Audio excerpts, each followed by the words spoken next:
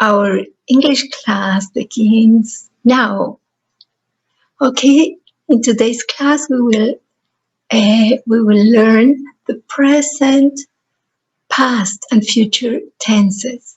There are the simple tenses. My name is Erika Freudenthal and I come from La Paz, Bolivia. So, as I tell you, I danced all night, or I danced all day, I dance all day, or I will dance all day. What do you expect? What do you understand from these sentences? How are these sentences different? Yes, one is in the past, another is in the future, and one is in the present. So in this lesson, you will learn to form and use simple verb tenses by identifying past, present, and future verbs. Let's understand that a verb describes an action or state of being. So it's important to relate the verbs to the passage of the sentence. There are 3 simple tenses to show the passage of the event or action that takes place. So, for example, he walked to the park. He walks to the park. He will walk to the park. What is the importance?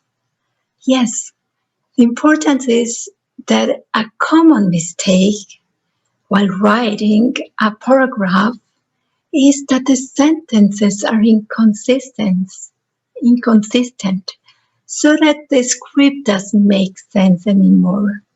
For instance, Arthur comes with his pet to school. That's in the present.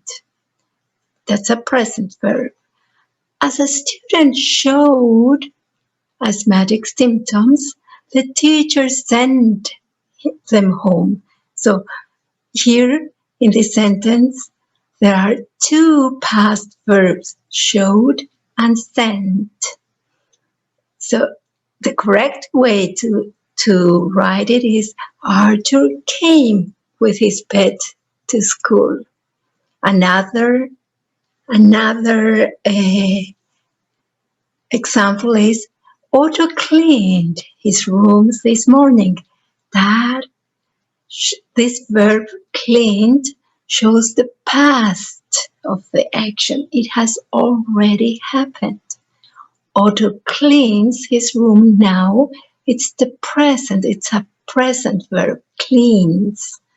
And the action happens today or every day or every week. And Otto will clean his room. That's a future verb. The action will be done in the future.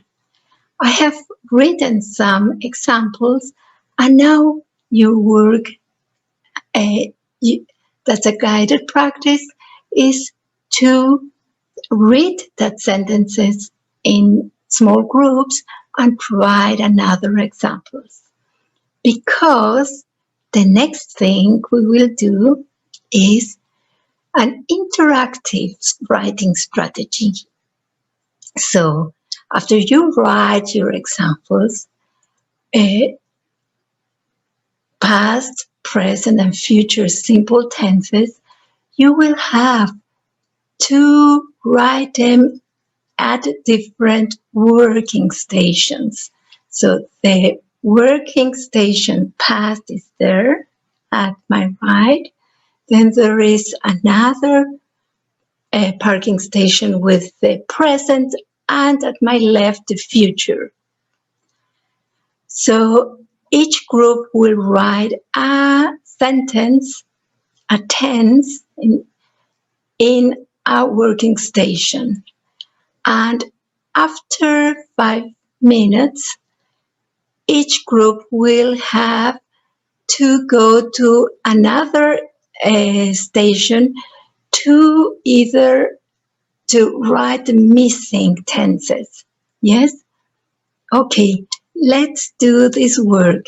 You have 5 minutes to write new sentences, and then another 5 minutes to go around the different working stations. Tick tock, tick tock, tick tock. Okay, now move. Each group will rotate and have to discuss and write the rest of the missing tenses at the different stations. Yes, so move on to the next station as a small group. Tick tock, tick tock. 2 minutes have gone. Move on, rotate to the next station. Fly. Well done. Yes, now we have already been at the 3 working stations. Now I ask you to examine and identify the errors and correct your work. Yes? Oh, this is your work and the corrections. Well done, my dear students. That was a really good work out. So this was the interactive writing. You will read. Thank you for reading it. In this lesson, you have learned how to use and identify simple tenses. You have learned to identify past, present, and future verbs which describe an action or state of being. Now we will have the independent practice. I have worksheets for the evaluation. If you read these sentences, you will not feel they are right. Something is wrong with them. So I ask you to correct them so they will sound better. Thank you very much. Let's go dance.